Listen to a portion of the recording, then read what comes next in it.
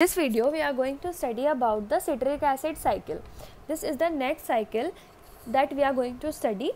Citric acid cycle is also known as Krebs cycle. अगर exam में आपसे citric acid cycle पूछा जाता है या फिर Krebs cycle पूछा जाता है तो it is same. ठीक है. It is a key metabolic pathway that connects carbohydrate, fats and proteins metabolism. ये ऐसा pathway है जो हमारे carbohydrate, protein और fats के metabolism को मतलब सब मिला जुलाकर सबको इसको मेटाबोलाइज करता है.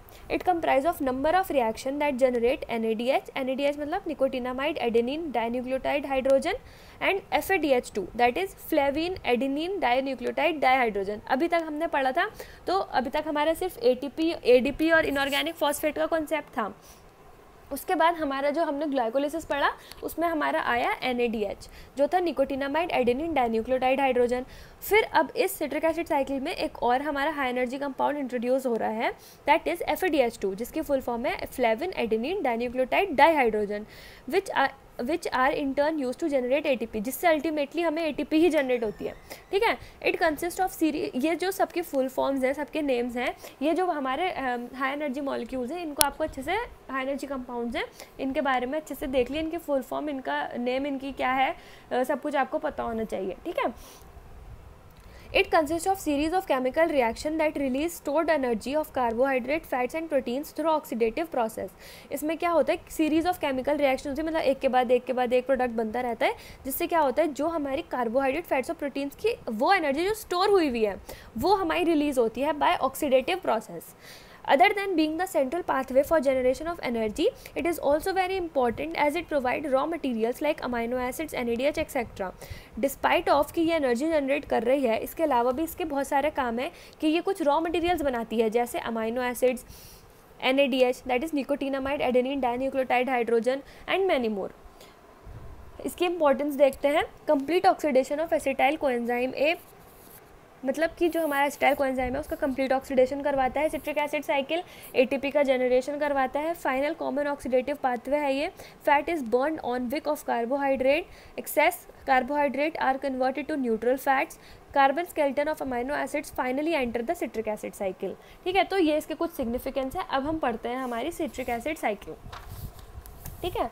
तो द सिट्रिक एसिड साइकिल अभी हमने ग्लाइकोलिसिस जब हमने फिनिश करी थी तो वो हमने किस पे फिनिश करी थी जो हमारा ग्लूकोज था वो 6 मॉलिक्यूल कंपाउंड हमें दे रहा था पायरुवेट जो 3 मॉलिक्यूल कंपाउंड है. अब यहाँ से हम पढ़ने वाले हैं about the citric acid pathway. तो ये जो हमारा पायरुवेट है ये इन द प्रेजेंस ये किसकी क्या कर रहा है यहाँ पे NAD से NADH बना रहा है और कोएंजाइम A यहाँ पे एक्ट कर रहा है और कार्बन डाइऑक्साइड रिलीज हो रही है. ठीक है. फर्स्ट स्टेप क्या है पायरुवेट से NAD is converting to NADH और कोएंजाइम A की प्रेजेंस में हो रहा है. ये रिएक्शन किसकी प्रेजेंस में हो रहा है कोएंजाइम A. ठीक है. कार्बोहाइड्रेट कार्बन डाइऑक्साइड रिलीज हो रही है इससे हमें मिल रहा है एसिटाइल कोएंजाइम A. ठीक है. एसिटाइल कोएंजाइम A यहाँ पे एज इट इज़ आ जाएगा. इसको ध्यान रखने का तरीका है जो एंजाइम इन्वॉल्व है वो कोएंजाइम A है और फॉर्म कर रहा है एसिटाइल कोएंजाइम A. ठीक है. फिर क्या होगा इससे हमें सिट्रेट सिंथेटेस की प्रेजेंस में ऑक्सैलो एसिटेट जो ये एसिटाइल कोएंजाइम है ये ऑक्सैलो एसिटेट के साथ मिक्स होकर बनाएगा हमारा सिट्रेट और इसमें हमारा वाटर मॉलिक्यूल ऐड होगा. ठीक है. सिट्रेट जो है वो in the presence of aconitase बनाएगा isocitrate. This isocitrate in the presence of isocitrate dehydrogenase will form alpha keto glutarate. और इस स्टेप में हमारी जो NAD है it is converting to NADH with the release of carbon dioxide. Next is alpha keto glutarate will be converted to succinyl coenzyme A in the presence of alpha keto glutarate dehydrogenase and इस step में भी हमारा NADH is converted to NADPH with the release of carbon dioxide. Next is alpha ketoglutarate will be converted to succinyl coenzyme A as I have already told.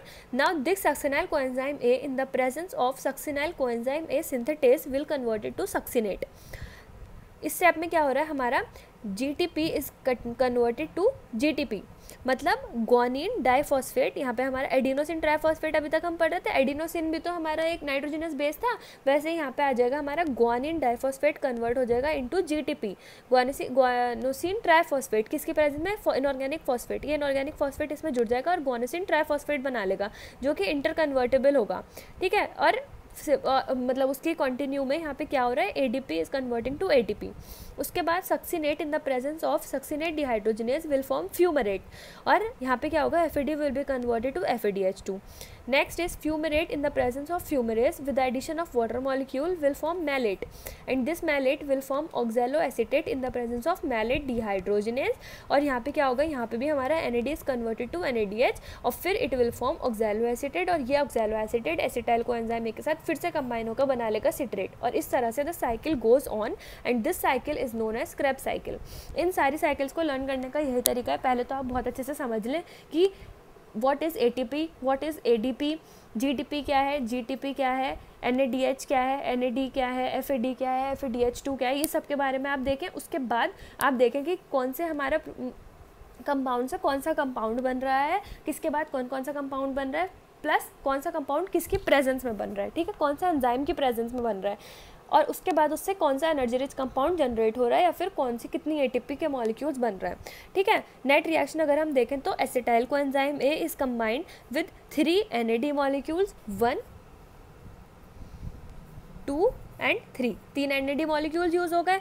Next is 1 FAD molecule, यहाँ पे 1 GDP molecule plus 1 phosphate, inorganic phosphate and 2 molecules of water.